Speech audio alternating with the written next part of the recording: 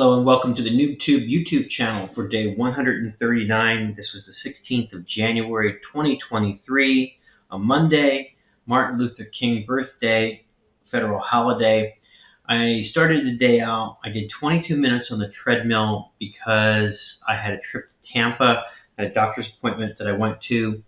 From where I live, it's about 90 minutes driving there, 90 minutes back, and then I was there at Tampa for a couple of hours. So that ate up most of my day. Other than that, I did books, did repricing of books. I hopped on the dialer when I came back home. I attended the Power Hour, and then I watched the football game. Dallas Cowboys defeated the Tampa Bay Buccaneers. It was a blowout, and the Buccaneers, Tom Brady, just didn't have a good night.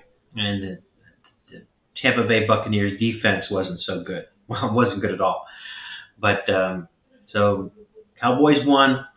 I just can't win them all, right? So anyway, interesting season as it's shaping up. I'm hoping that my favorite team of all, the Eagles, will prevail and win the Super Bowl this year. That would be great.